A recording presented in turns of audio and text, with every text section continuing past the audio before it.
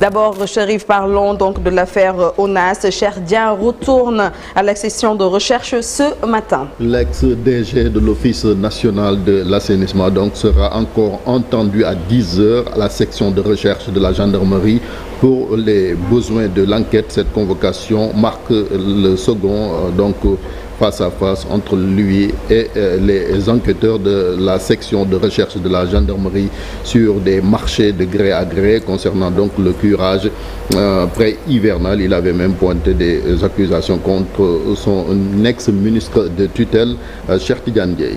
Et puis nous parlons donc de Amadou Ba qui se lave à grande eau. Oui, la tête de liste de la coalition Jàmm ak Njariñ a battu en brèche les accusations portées contre sa personne par le Premier ministre Ousmane Sonko. Il dit n'avoir jamais falsifié les statistiques budgétaires, accusé de fonctionnaires milliardaires. L'ancien Premier ministre invite les nouvelles autorités à publier leurs revenus mais aussi les siennes. Nous l'écoutons au micro d'Aminata Mbaré Sow.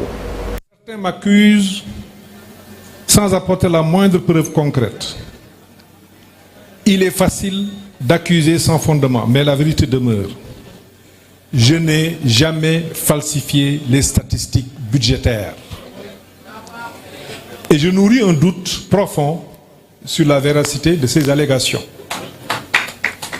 Il m'a été reproché des faits prétendument couverts par un rapport d'audit sur la période 2019-2023.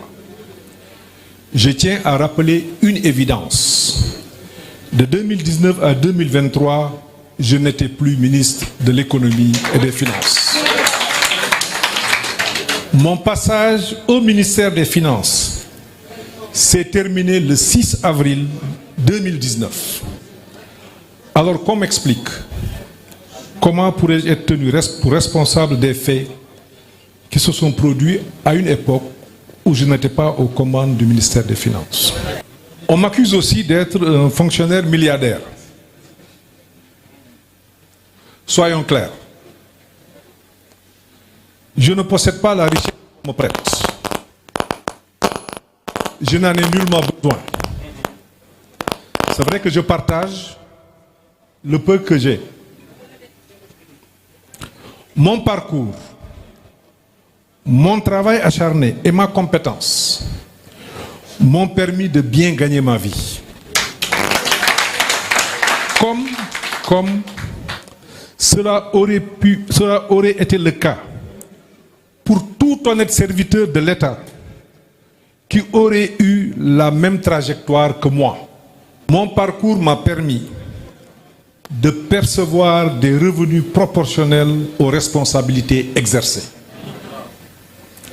Ceux qui me critiquent aujourd'hui sont au pouvoir pour l'essentiel. Je les invite à publier les revenus qu'ils ont perçus tout au long de leur carrière. Ils ont accès aussi à mes revenus, aux impôts, à la direction de la solde ou à la primature. Ils les publient. J'ai aucun problème à ce niveau. Et puis la réaction du Premier ministre Ousmane Sonko qui donc invite la tête de liste de la coalition Jàmm ak Njariñ à un débat public, Chérif. Débat public et contradictoire, a écrit le Premier ministre sur sa page Facebook. C'est sur donc la situation économique et financière, mais aussi, dit-il, dans laquelle ils ont plongé le pays, mais aussi la responsabilité personnelle de Amadou Ba, le président du parti PASTEF, souligne que ce sera également l'occasion d'aborder entre autres les questions liées à la dette mais aussi au déficit public, sur la fiscalité, aux fonciers, aux mines, aux hydrocarbures, ainsi donc qu'à la masse salariale. Ousmane Sonko d'ajouter qu'ils pourront également discuter de la vision Sénégal 2050 et permettre à M. Amadou Ba de partager ses appréciations sur ce sujet. Nous reviendrons également sur la réaction d'une autre tête de liste, Thierno Alassane Sall, qui s'en mêle et invite aussi Ousmane Sonko à un débat, mais aussi pour parler des scandales ONAS, Azer, entre autres.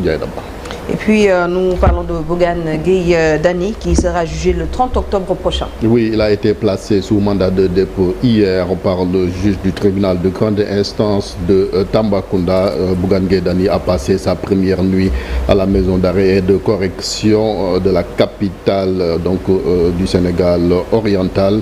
Il est poursuivi pour outrage aux forces de l'ordre mais aussi rébellion. Nous écoutons la réaction de son avocat maître El Hadji Diouf interrogé par notre Dioufène Momodo. Après quelques heures d'attente, après son arrivée, le président Bougane Gueye Dany vient d'être placé sous mandat de dépôt par le procureur de la République de Tambacounda. Et son jugement est prévu le 30 octobre à l'audience des flagrants délits.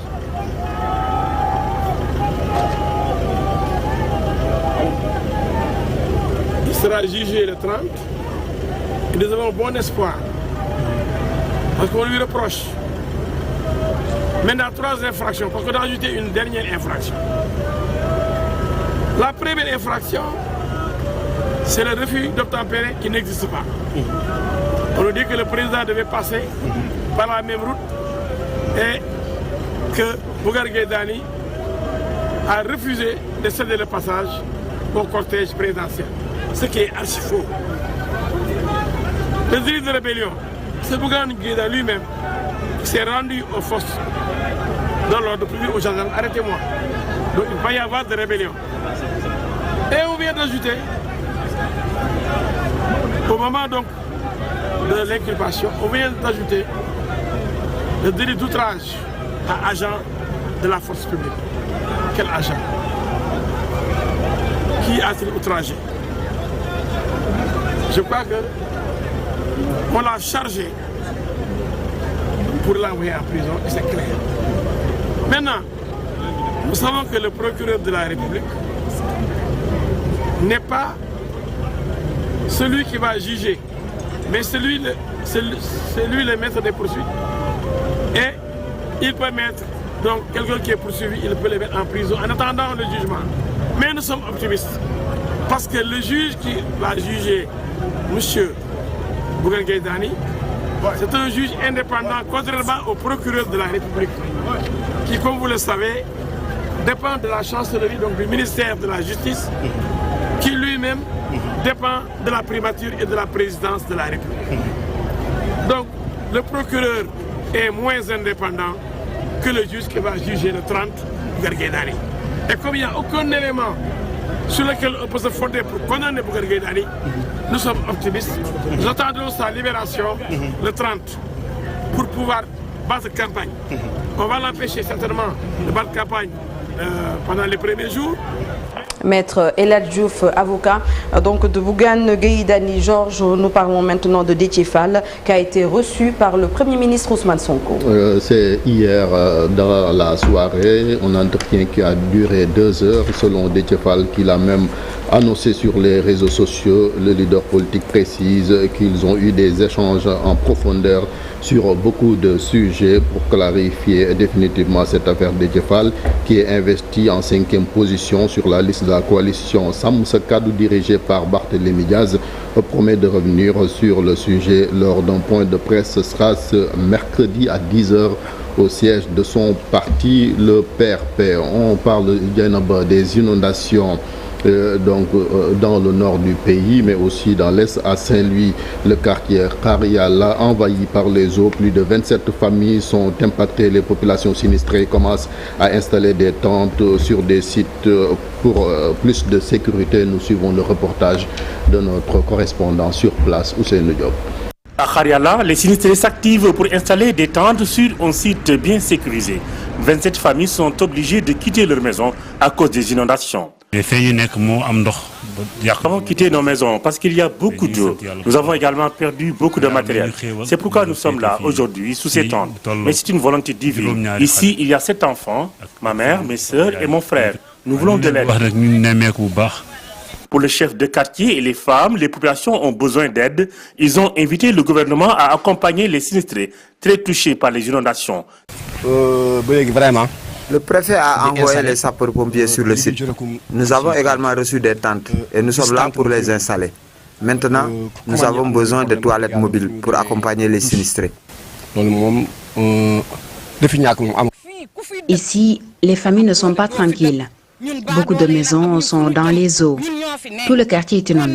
Même pour aller à l'école, les élèves sont obligés de passer dans les eaux. Pour ces habitants de Khariala, presque toutes les maisons ont été envahies par les eaux.